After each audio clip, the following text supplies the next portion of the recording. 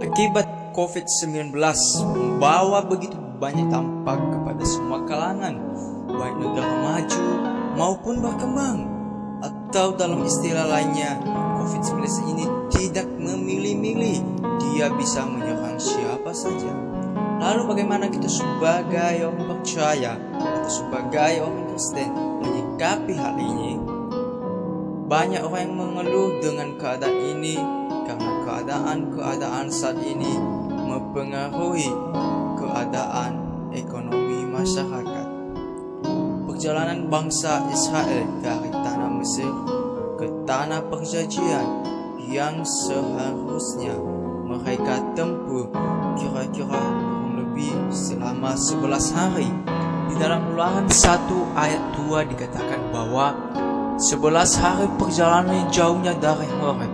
Horeb ini adalah berada di Mesir sampai ke Kades Barnea dekat tanah perjanjian melalui jalan pegunungan Mesir. Harus mereka tempuh selama 40 tahun lamanya. Wow, itu merupakan suatu perbandingan yang sangat jauh, 11 banding 10. Tapi kita akan melihat alasan Allah mengizinkan bangsa Israel berjalan selama 40 tahun. Di Ulangan 8 ayat 2 dikatakan ada 2 alasan kenapa Allah mau mengizinkan bangsa Israel untuk berjalan 40 tahun di padang gurun. Yang pertama, Allah mau supaya bangsa Israel mau merendahkan hati. Merendahkan hati artinya adalah sifat seseorang di mana dia harus memposisikan dirinya terhadap orang lain dengan tujuan supaya merasa tidak pintar, merasa tidak baik, merasa tidak mahir, atau merasa mulia. Ini yang Allah perlukan bagi bangsa Israel.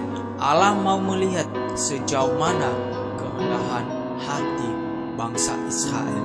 Yang kedua, Allah mengizinkan bangsa Israel untuk berjalan di tanah atau di padang gurun, yaitu Allah mau melihat tentang kesetiaan mereka terhadap perintah Tuhan.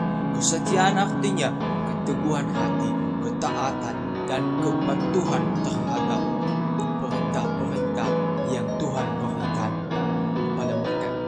Dua inilah yang menjadi alasan utama kenapa Allah mengizinkan bangsa Israel berjalan selama 40 tahun itu. Allah mau melihat kerendahan hati mereka, dan Allah mau melihat kesetiaan mereka terhadap perintahnya. Namun di tengah perjalanan mereka banyak mengeluh, bersungut-sungut, bahkan berbalik arah kepada Allah lain. Perjanjiannya dengan Tuhan mereka lupa. Selama perjalanan Tuhan melakukan begitu banyak hal-hal yang baik bagi mereka, seperti pakaian mereka pun tidak rusak di tubuh mereka, kasut mereka pun juga tidak rusak. Tiada awan pada siang hari, tiada api pada malam hari, dan Allah memberikan kebutuhan mereka, yaitu berupa mana. Akan tetapi semua itu masih belum mengerti. Mereka belum mengerti semuanya yang telah Allah lakukan bagi mereka, seperti yang dikatakan di Ulangan 29 ayat 4, sehingga di sini Musa memperbaiki kembali perjanjian bangsa Israel dengan Allah.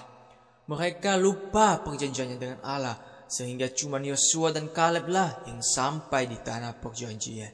Bapak, Ibu, dan saudara-saudari sekalian, dimanapun kita berada saat ini, penyertaan Allah akan sempurna di dalam hidup ini ketika kita tetap mau merendahkan hati dan mau menaati firman Tuhan.